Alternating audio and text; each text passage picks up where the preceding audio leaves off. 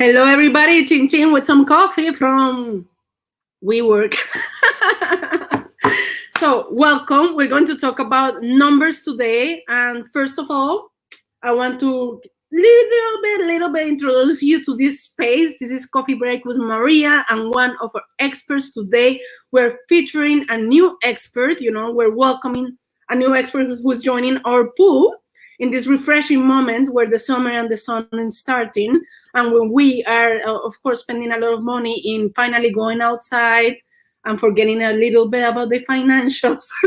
So this is your reminder to knock knock. Let's talk about numbers. Let's talk about money. Let's see how it's done, in the context of how we can help starting entrepreneurs and startups, entrepreneurs of any kind, to think about their numbers and to be at peace with it, because of course we're really good in telling stories, but what about the numbers? What about making our business work for us? So with that intention, we have set this event, this half an hour, to talk about financials for entrepreneurs with Sandy Gomez. Sandy Gomez from Venezuela, financial expert. We will talk about who she is and why is she working with entrepreneurs. So I want to welcome Sandy and also let you know, for everybody who's coming for the first time, who are we, Expert Pool, more than 40 experts ready to help you along the journey, along all these challenges that we have as entrepreneurs and startups, like what is happening and how we can help you take your business to the next level. So with that intention, I think money is important. And talking about money is important. So welcome to our one and only Sandy Gomez. Hello, everyone. Maria Lucia, thank you very much. I'm so happy to see you again. Likewise. I'm here in Amsterdam, missing the Latin American flavors. It's 11 a.m. in Caracas, and it's really warm here. Well, I can say it's really warm here too. It's like more than 20 degrees this week. So finally, I can say, yeah, I also have good weather, So That's great. Closing some nice coffee and closing the day here, starting the day there, and happy to join forces around this really important topic, financial for entrepreneurs. So first of all, let's talk about who is Sandy, why are you ending up in this world of starting entrepreneurs and startups and helping us to think about financials and take it seriously from the very beginning? So little introduction about yourself, and then we get started with some nice questions. Great. I really love this story, and I feel like it makes a lot of sense about take me to the place that I am now. The fact is that I always introduce myself as a financial nerd. That's what I am. That's what I always. I have been always a financial nerd. I hold a bachelor's degree in economics, and I always wanted to be part of a big corporation and be the CFO of a company, maybe with stocks in the New York Stock Exchange. That kind of responsibility made me feel really excited at the beginning of my career.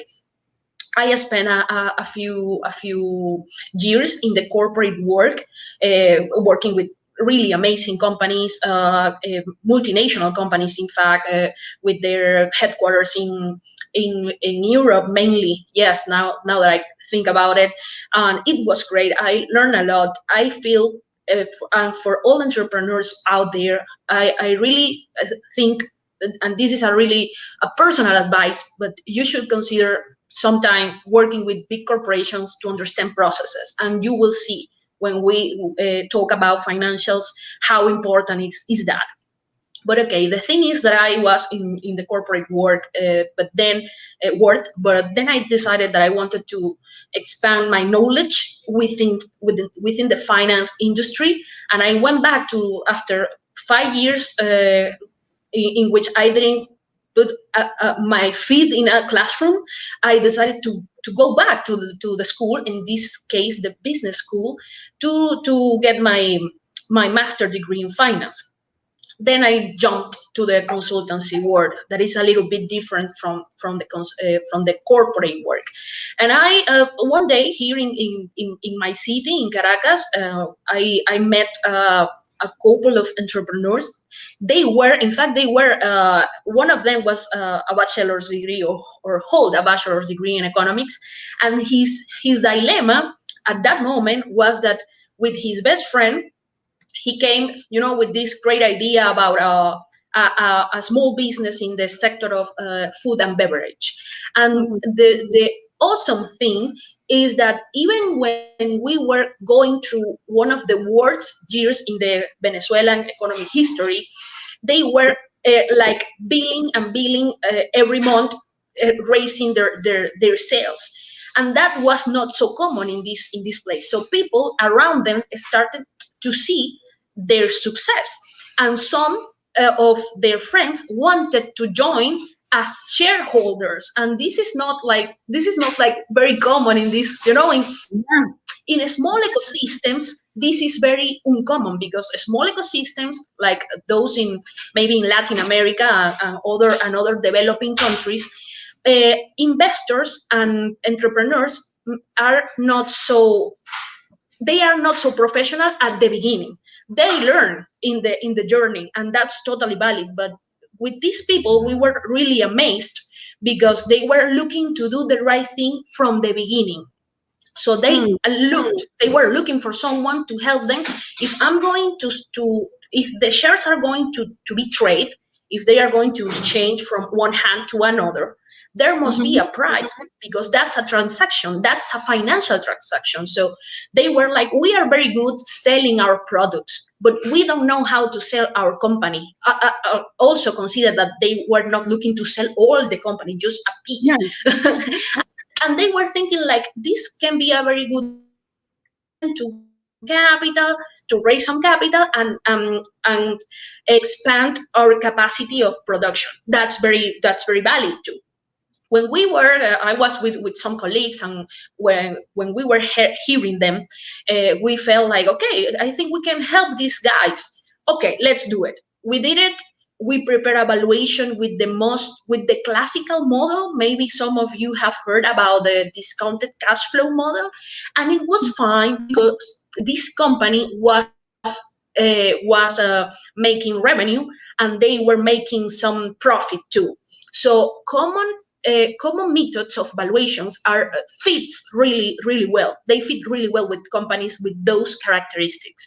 If you are making Mhm. money, you have revenue, and you have profits, you can value your company using discounted cash flow method. That is great. That's exactly what I learned in the business school. So I felt like really confident that I was doing a great job, until Yeah. the moment, just wait, until the moment I met the first tech entrepreneur in my community. Wow. He's a great guy with a incredible professional background. And when we talk, and he asked me to help me value my company, then I asked him for the financial statement and showed me some numbers. And he told me, well, I have my users, I have revenue, but I am not making a profit. At that moment, I got like really scared, because in the business school they don't teach you how to value a company that is not making a profit. But for me, it was like the moment in which I opened my eyes to what it means to start a company in the startup world, and the fact that you probably are not going to make any profit at the beginning. Mhm. That's the reality. I mean, that's the way it is. And the industry, the entrepreneurial ecosystems, and the venture capital industry has found they have found ways to find a solution for that. And that's what I started to do. I started to learn about other valuation methods that could help me give an answer to entrepreneurs in early stage companies, or first time entrepreneurs that were facing this stage that is called like the valley of the debt, the debt Yeah. valley. When they are not making any profit, and they need external financing to continue with Of their course. companies. So Wow. yes, that's a So in bit of actually, it's what it's quite a different framework, right? And then when you think about, yeah, I'm a starting entrepreneur or I'm a startup, and you don't have that type of traction, you don't have those type of numbers to evaluate Mhm. or even project revenue or think how to have some investors on board, is quite a challenge, right? So that's Yes, why we decided that this is the topic for today, because anyway, yes, we need to talk about financials, how financials work for starting entrepreneurs who especially wants to do things right since the very beginning, because that's, the whole core of why we have the expert pool. Like, we don't want to be there for the guys that are like try and error and let's see if I can do this myself 10,000 times. Actually, people who come to us is like, I try to do it 10,000 times. I know I need experts, and I know this is a yes, faster track to accomplish, something that can really succeed. So, in yes, that sense, we are like the partners for people who really want to succeed from the beginning, rather than doing this try yes, and error and thinking about numbers and how to do it and what even consider before getting started is the key, right?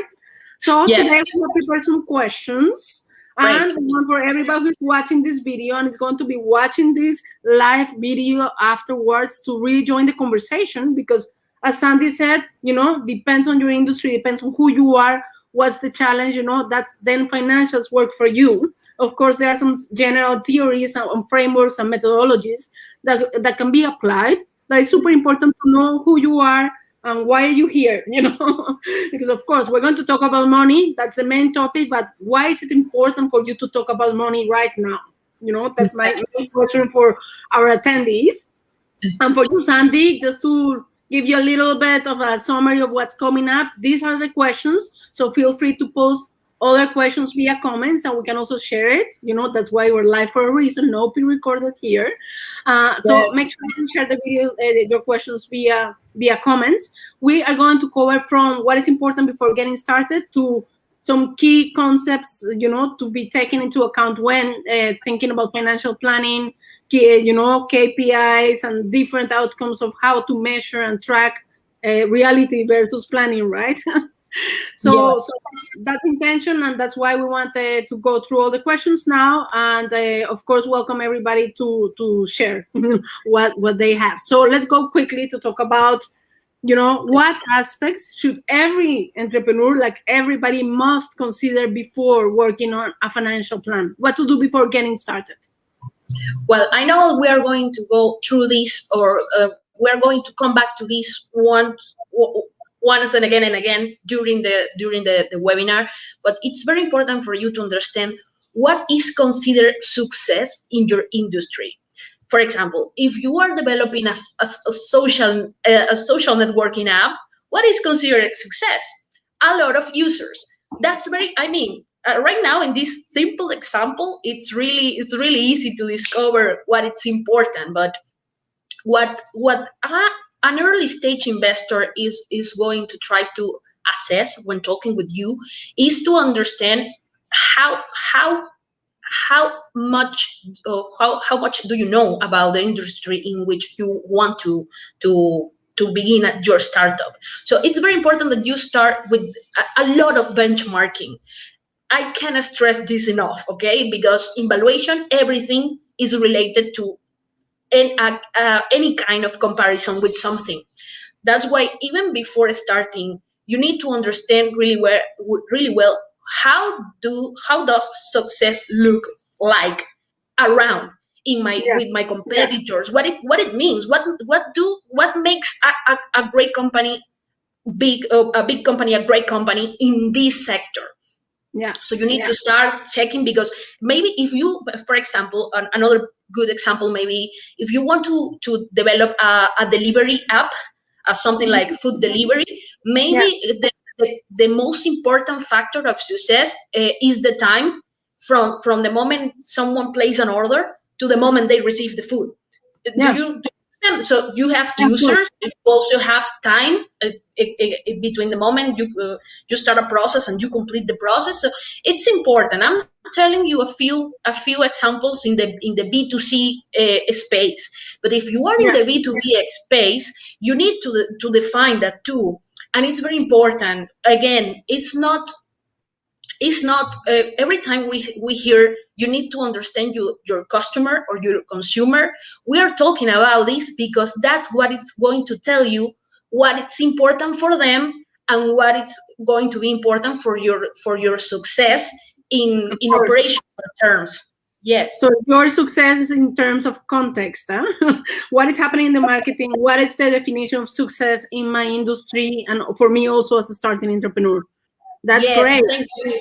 That's great, and thank you for giving my the right word here is everything is within a context. So Yeah, of it's course. really hard for someone to tell you right now like your KPI is this, and this. We need to understand what's going on and what is the people paying for, so we can understand what is going to be for you, or at least have an idea. Okay, perfect. So let's move to the items that should be included in the financial plan. Yeah. Okay, that part is it's a little bit easier because financial plans are more or less like a standard. So you can have a financial plan should include at the early stage how your revenue forecast, how much do you think you're going to make, for example, every month. I guess monthly it's I consider monthly forecasts are very good for startups because remember Yeah. that you are always pivoting around your idea. So maybe if you try to forecast for 5 years, I feel that that is not so useful because maybe you are going to change your business model tomorrow. So I'm every changing my business forecast, model right now, Sandy. yes, I always talk about this Yeah. with my colleagues, and we have like a joke among the among this industry. In this industry, is like every Excel model is wrong because things change every day. But you Yeah. need to make your you need So to do your how what best is your effort. advice? How long it should be like a prognosis for for an entrepreneur and for startups going like so it can be realistic, and not thinking about external parties that are going to check an investor's deck for 3 years or whatever. What would be the financial model, like the financial plan that you refer to, in the realistically speaking about your company?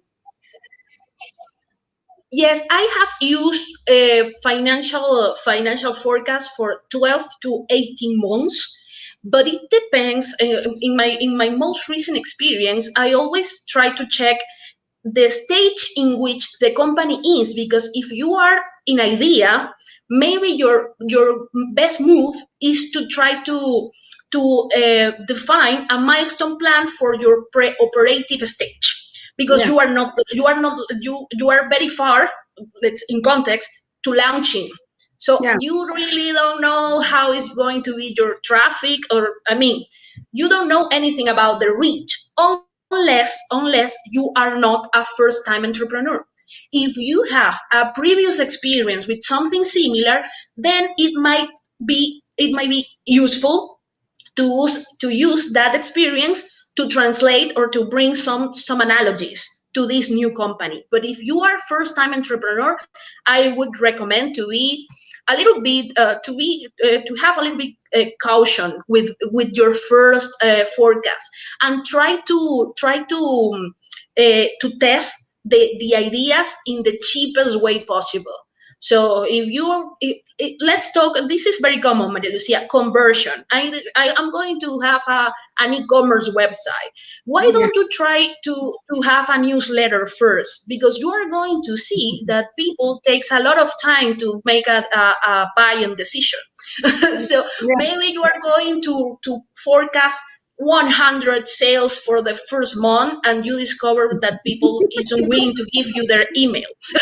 So that's it's like a you try yeah, to test the responsiveness of the people in the other side. yeah. So that's I really recommend early stage test to Yeah, see, okay, it works like this, what's the best forecast that I can do, or how much time do I need, how much money do I need to improve, for example, my marketing campaign. That's very important. Yes. yeah. Validation first, huh? So you know that when you're investing this money in advertising or whatever, you know that exactly people reply to this message versus these 10,000 other messages, right?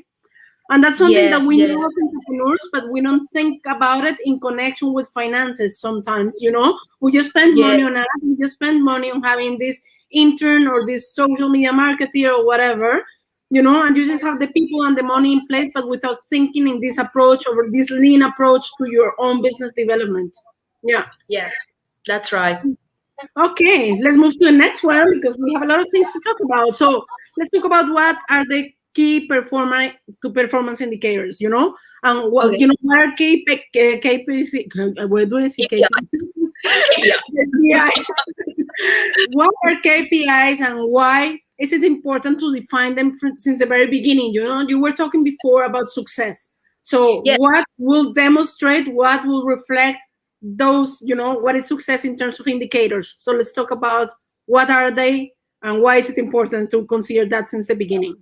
yes, that is great. It's my favorite topic at this stage when we are having this first time conversation with entrepreneurs, and I like this example about how does success look like in your industry. Yeah. So a KPI is just a measure or a number that tells you who is performing or what's the ideal performance of a variable. So again, we need to understand what are the relevant variables for your business model. And also, Maria Lucia, let me give you this insight about my own experience.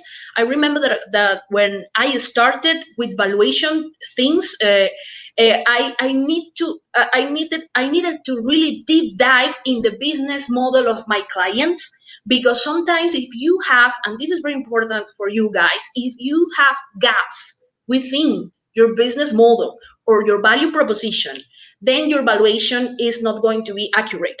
I mean, not all valuations have a margin of error. Okay, that's fine. But if there are core things that you haven't defined, maybe evaluation is not what you need at that stage.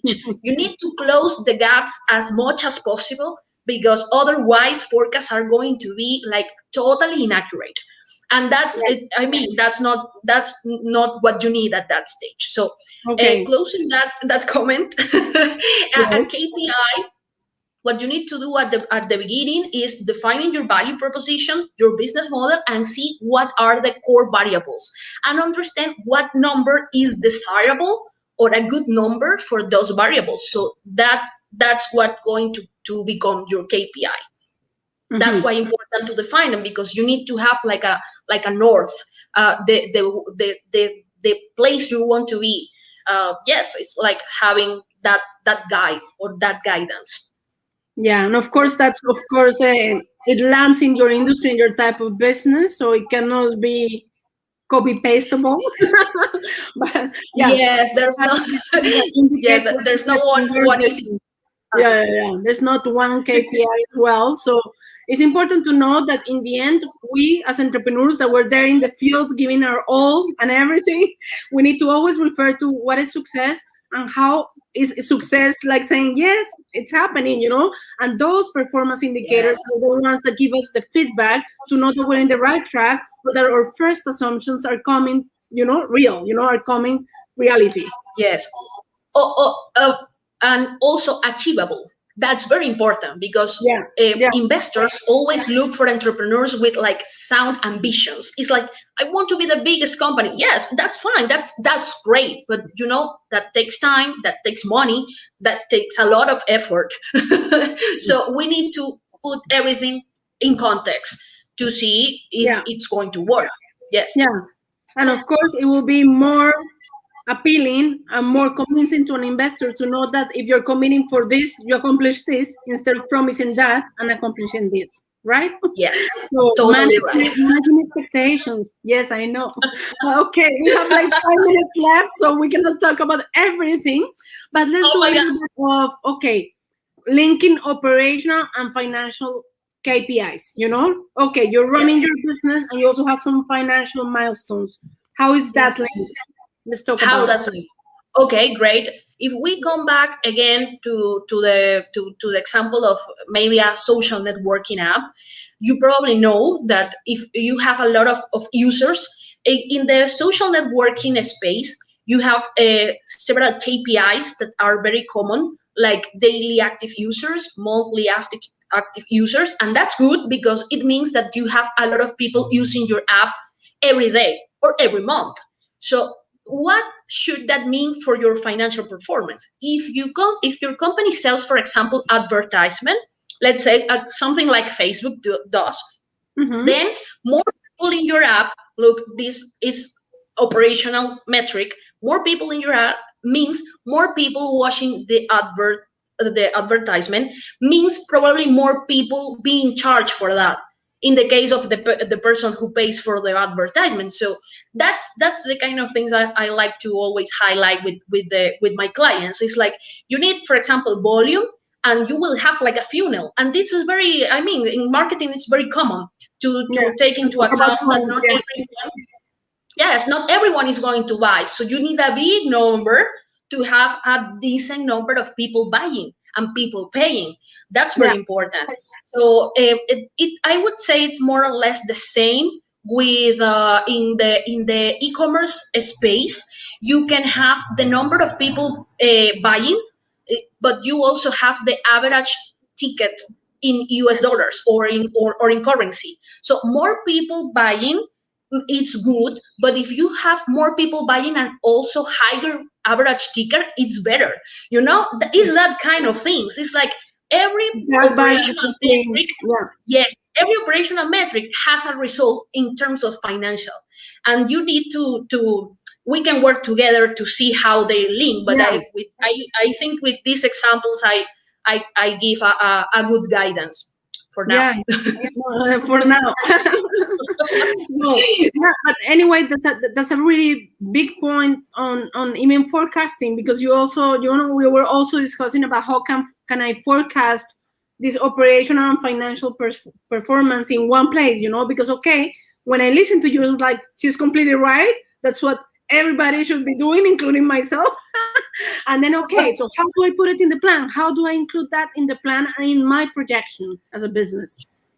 Okay, well, we can start as what we have done, or what I have done is that we start like defining in terms of operations. How much people do I think that I'm going to reach? People in this case, it may be users or it may be clients, because always or again, in some business model, your user is not your client, because the user is someone you bring for your client to sell something. If you are in a space, for example, e-commerce or maybe other business models that require that you are like someone who connects people, Mhm. that's an example. But what we do is that we define how much people do you think you are going to reach, and then how much money does it mean in the period one. And Yeah. then we start to we select like or we try to forecast a growth rate for Yeah. every period, and we try to see how it changed. Then with the execution, we test if our assumptions were right. But that's a little bit of what we do. That's great, and that's super important, and not can be covered in half an hour. However, this event is for awareness. This event is called Big Reminder about the relevance of numbers and the relevance of planning things right since the beginning, and thinking about how success is translated into your numbers and your growth as a business. So, also to mention, and just to wrap it up, Sandy, apart from being a financial planner and a financial geek nerd, like she described herself in the beginning, she's really Yes. helping startups and entrepreneurs around funding. So, in order to create a nice investment plan that is realistic and achievable and also gets the attention of your investor, we're also like willing to help you in that area if you're looking for funding at the moment and we want to make a good situation that is appealing for investors but still real for your business and where you're standing now. Also, Sandy will be the person to send you to. So just to wrap it up and to also let you know, Sandy is available for exploratory calls to do one-on-ones 100% for free to continue the conversation on this topic. We're posting now the link so you can book Sandy and ask anything you need. And yeah, maybe to wrap it up, some conclusions and also tips before thinking about funding, before thinking about how to prepare financials for funding, what is the important thing that it should be taken into account, and also some conclusions based on what we just discussed. Yes, well, we talk about a lot of things, but I would say prepare. You need to demonstrate expertise in your industry. Maybe you are not the top one expert at this moment, but you need to demonstrate that you have been like studying and trying to understand your market. That's the first thing. But there is something that comes before, and every time as the ecosystems evolve. And I am thinking mainly in developing markets, investors are becoming like more sophisticated, and it's like becoming a good practice to get in touch with investors, even several weeks or months before asking for money. Try to get them to your, for example, to your board of mentors or board of advisors. Why? Because in that situation you can ask for advice, you can ask for insights, you can Yeah, also ask for introductions, and they can see like in the first from the first hand how you evolve and how you are yeah, they delivering. can witness your growth. Yes, they can see Which is your very work, important. your Yeah, growth, even yeah, before you ask for money. So when you ask for money, it's going to be easier because they already know you. They know who you are, and they know how you perform. So that's very important. I understand every time it has happened to me when a client tells me I don't want to go to an investor without results, but I tell them like, no, it's a good moment because you need an introduction. You yeah, need you need to understand how they think, and if they are going to add value to your company. So this is also a this is a sales process too. yeah. Many people don't understand that at first, but this is a sales process. So it's really hard if you are going to ask for money that people say yes, just at the Yeah, moment. That's sure. really How hard. much? No, it takes time. So Thank you you. need to try to do it. Yeah, Yes. well, thanks for that. Talking about time, we're up, but this is just the first of many, events that we're going to be Yes. organizing together. By the way, Sandy's also going to be one of our speakers at Here to Start Yes. Fest, which we're organizing, and we're bringing a lot of our experts to this annual festival for international entrepreneurs. I will also leave the link there so you can register. And Sandy's going to be, of course, one of our speakers, and it's going to be, of course, bombarded by our lot of questions about investments and funding, and of course, financial Yes. planning. So thank you for your time, Sandy. Everybody have an amazing week. If we didn't cover everything you wanted to get out of this space, please do use the comment box because we're checking this throughout the week and replying via comments as well. So, and thank you, Great. Sandy, for all the wisdom and the, direction in numbers that is super fundamental in business success. Thank you very Normally much, guys. normal money and Excel sheets that never check, nobody checks again, ever again. And only when you're growing, you take it seriously. I think numbers should be taken seriously since the very beginning. And you are here Yes. to help us. Yeah. Yes. Thank you. Thank you, Sure. everybody, and have a Thank you. nice week. And yeah, see you soon for upcoming events. We have it with all of our experts in English and Spanish. So see you really soon and have an amazing week. Thank you, Sandy.